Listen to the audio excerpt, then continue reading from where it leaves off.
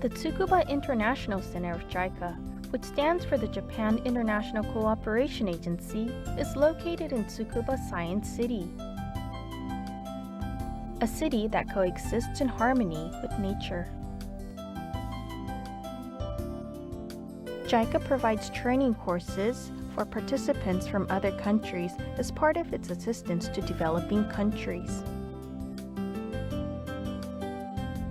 The Tsukuba International Center provides training mainly on agriculture, rural development, and related science and technology.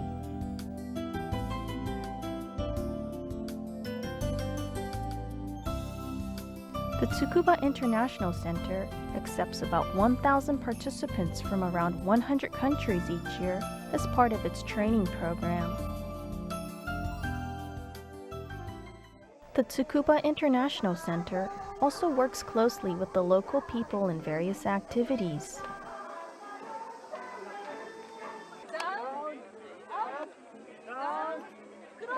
Participants therefore enjoy exposure to Japanese traditions and culture and get to know local Japanese families.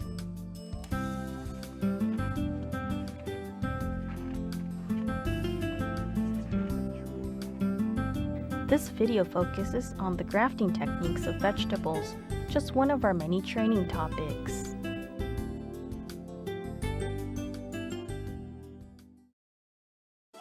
The grafting of vegetables was first studied and developed as a way to control injuries caused by continuous cropping. Later, various applications were developed, including a technique to control the growing period without being affected by climate. Vegetable grafting techniques are widely used for growing fruit vegetables in order to develop crops that are more resistant to soil-borne diseases, grow well even at lower temperatures, and have great plant vigor. Grafting needs two seedlings, the base seedling, which is called rootstock, and the seedling to be grafted to the rootstock, which is called the scion. The two seedlings to be grafted should be of the same or similar species. When the cut faces of the two seedlings are put together, a layer of callus forms between them. This callus is cells which grow over the damaged surface of the plant, and vessels then form in the callus tissues. The two seedlings are now fused into one, and water and nutrients flow in the graft union to allow further growth. There are four main types of vegetable grafting: approach grafting, peg grafting, cleft grafting, and ordinary splice grafting. Each of them is suited to specific crops. Next, let's look at two techniques of grafting: approach grafting using tomatoes and peg grafting using watermelons. First, we'll explain the technique of approach grafting with tomatoes. Tomatoes are a vegetable that's growing all over the world. Quality table tomatoes have high marketability and popularity in Japan.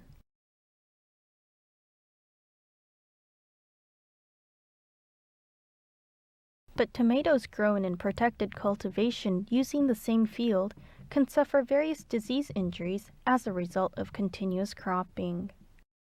As a solution, we take a tomato that's resistant to diseases for rootstock and another tomato of high quality and put them together by approach grafting. This allows us to continue the production of tasty tomatoes free of disease. The approach grafting procedure is like this. Prepare two seedlings or the rootstock and the scion with their roots spread in the soil. Make a cut into the stem of each seedling to a depth equal to 2/3 the diameter of the stem and splice them together. The rootstock is usually a variety that's resistant to diseases, and the scion is one capable of growing quality tomatoes. Here's the specific procedure of approach grafting with tomatoes. Sow seeds of slow-growing tomatoes as the rootstock.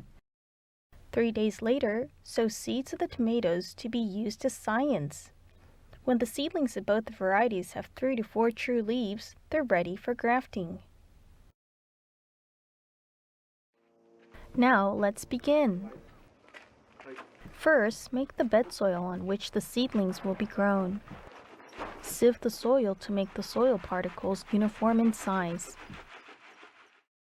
The conditions of the bed soil are: it is rich in fertilizer nutrients, drains water well but holds enough water, and is free from diseases, and has an aggregate structure with excellent water retentivity and drainage. Put soil in the seedling box and level the soil.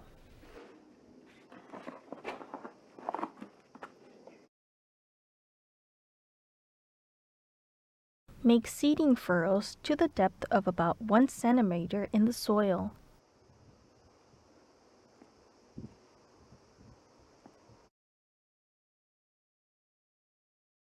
Sow tomato seeds in the soil in the seedling box to grow rootstock. Sprinkle finely sieved soil over the seeds as a soil covering. Remove unnecessary soil using a plate. After sowing, sprinkle plenty of water and then cover the watered soil with newspaper to prevent drying. 3 days later, sow tomato seeds to grow scions.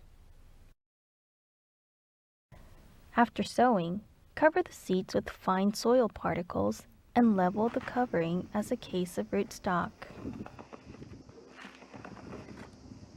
Similarly, sprinkle plenty of water over the soil and don't forget to cover it with newspaper. Let's now look at the post-sowing management procedure. Keep the daytime temperature in the seedling box under 30 degrees Celsius, ideally around 25 degrees Celsius. If the temperature rises above 30 degrees Celsius, shade the sunlight to reduce the temperature. Keep the temperature at night not less than 20 degrees Celsius. Periodically sprinkle water and cover the soil with newspaper to prevent the seedling box from drying out. When germination starts, remove the newspaper. When you see 3 or 4 true leaves forming, it's time for grafting. Before grafting, check whether there is anything wrong with the appearance of each seedling and make sure they are not off-type seedlings. Select only the normal ones. The tools used for grafting are a new razor, clips to fix the grafted parts, and transplanting pots. Make holes in the soil of each pot to transplant the grafted seedlings in. Now let's start approach grafting. First, pull out the roots of each rootstock without damaging them. For the rootstock seedlings, leave the 3 true leaves and remove the upper part. Then pull out the seedlings of the scions. Now let's begin grafting. The seedling should be grafted between the first and the second true leaf of the rootstock. It may be grafted under the first true leaf. First, make a cut in the seedling stem of the stalk diagonally downward.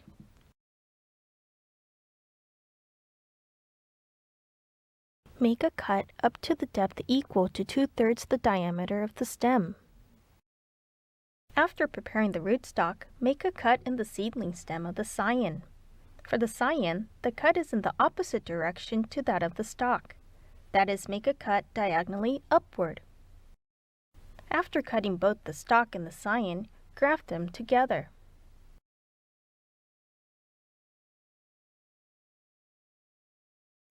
Fix the grafted part with the clip from the scion side.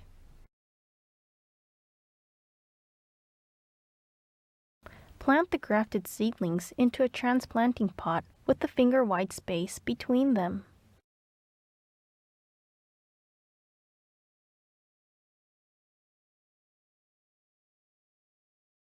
If the sunlight is too strong, Shade the grafted seedlings for 2 to 3 days to prevent sudden withering by transpiration.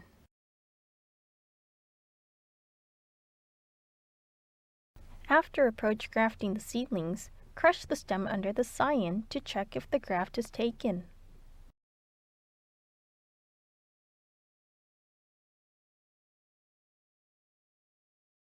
If it has, sever the stem of the scion.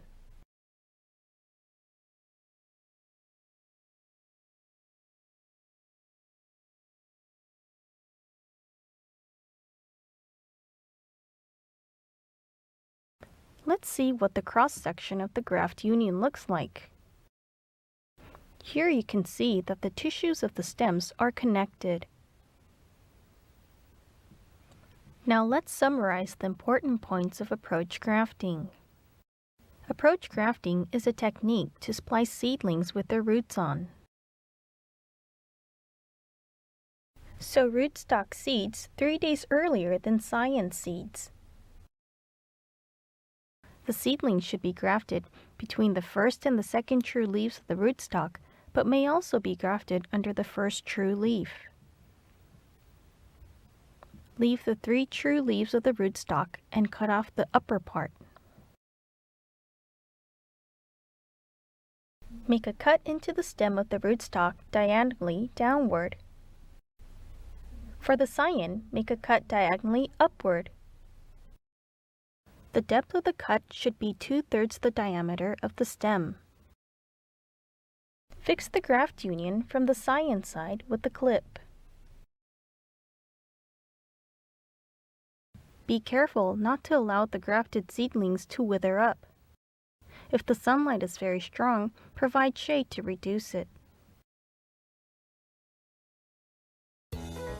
Next, let's learn peg grafting with watermelons. The peg grafting technique is used for cucurbitaceae such as watermelon and cucumber. In peg grafting, the species of plants used for the scion is different from that for the rootstock. For instance, bottle gourds are used as rootstock for grafting watermelons, whereas pumpkins are used for cucumbers. The graft takes well or poorly depending on the variety of the rootstock. Watermelons do not necessarily go well with any kind of bottle gourd when grafting, and the same is true with pumpkins for cucumbers.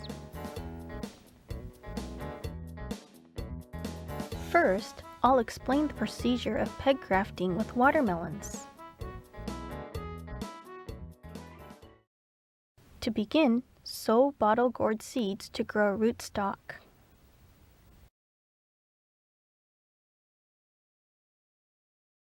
Three to 5 days later, sow watermelon seeds to grow scions.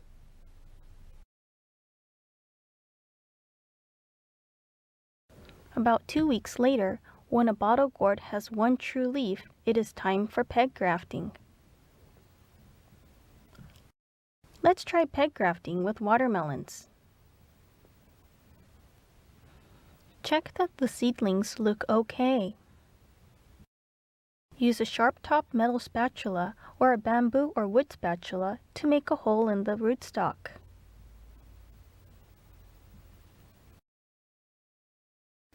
Softly pull out a seedling without damaging its roots.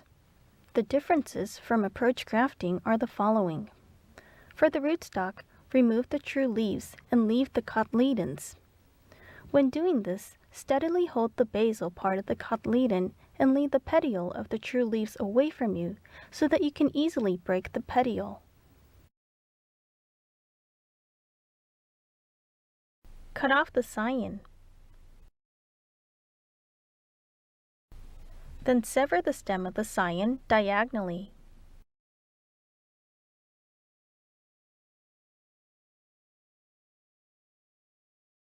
Hold the stem in your mouth to prevent the cut surface from drying. When grafting the scion to the rootstock, make a small hole at the bottom of the true leaves of the rootstock. When doing this, make sure the tip of the spatula sticks out through the stem.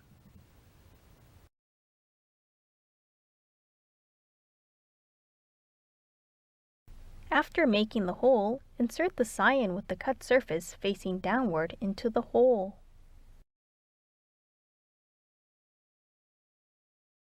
The angle and direction when you insert the scion into the rootstock are very important.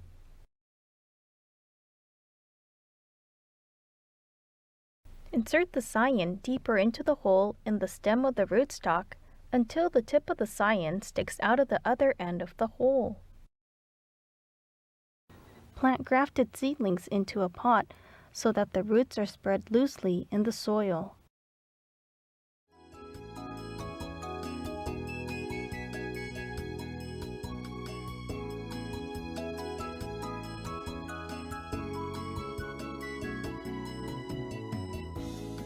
Management of peg-grafted seedlings until the graft is taken is more important than with approach-grafted seedlings. Wrap the boxes containing grafted seedlings with vinyl to seal them. Then cover all boxes again with vinyl. Of the double vinyl coverings, the inner one that directly covered seedlings should be sealed off to maintain high humidity inside the box.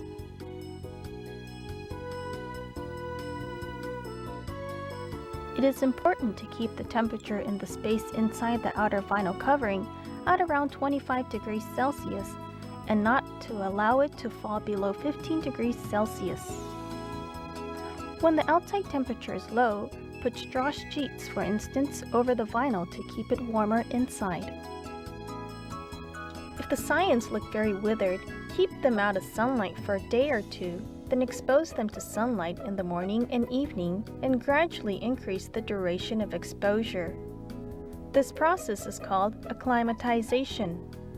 The point is to make scions receive sunlight as soon as possible and help them grow well. About a week later, the vessels become connected and the sprouts shoot up from the scions. When you are sure the scions are growing, remove the wrapping vinyl from the seedling boxes and provide good water management so that the roots of the rootstocks can get sufficient water. Grafting is completed when you're sure if the graft has taken. Let's remove one cotyledon of the rootstock and check how well the graft has taken. You can see they're definitely connected. Here, let's summarize the important points of peg grafting. Peg grafting is a technique of inserting a scion to a rootstock and is often used for grafting Cucurbitaceae. The species of plants used for scions and rootstock are different, but you should select varieties that are compatible with each other. So rootstock seeds 3 to 5 days earlier than scions. Leave the cotyledons of the rootstock, but remove the true leaves. For the scion, keep the embryo and cut it off diagonally. Make a small hole with the sharp-tipped spatula at the bottom of the true leaves of the rootstock.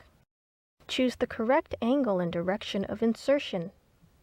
The correct insertion angle is 45 degrees to the stem. For the scion, face the cut part downward and put it into the hole of the rootstock until a small part of the top is out of the stem of the rootstock. The humidity and temperature of the peg-grafted seedlings should be carefully controlled until the graft has taken. After grafting, if the seedlings are seriously withered, carry out the acclimatization process or temporarily block the light and then expose the seedlings gradually to sunlight. Lastly, let's look at how Japanese farmers carry out grafting when they grow crops. This farmhouse grafts some 6,000 tomato seedlings a year. Let's ask them what they like about grafting. 苗作りっていうのはね、苗繁作と言われるぐらいですから、栽培のね一生を考えますと一番のキーポイントだろうとそう思っています。接ぎ木をしないとね、せっかくハウスへ行っても枯れてしまう。そういう意味では本当に精密品だと思います。今でこそクリップでやってますけどね、これまで20年以上になりますか、この接木始まってね、その間にはね、最初日本独特の和紙亀ですね、それから釣りの時の鉛ですか、薄い板ね、鉛の、そういうものをやってきましたよ。As we've just seen, grafting is widely practiced in Japan as an important technique for vegetable cultivation. When you've learned grafting techniques, what effective uses of the techniques can you think of? At first I thought that grafting of vegetables could be difficult, but after being trained here, I've observed that it's very simple, so simple that even farmers will be able to apply it very easily. And the benefit of grafting is that the plants will have the ability to resist diseases which are found in the soil, as well as in some cases it's possible that the plants will become somehow drought tolerant, depending on the rootstock which we have used. Approach grafting and peg grafting covered in this video are common techniques in vegetable grafting. Grafting for controlling soil-borne diseases enhances the possibility of agriculture. How well the grafting techniques work depends on your innovativeness and creativity.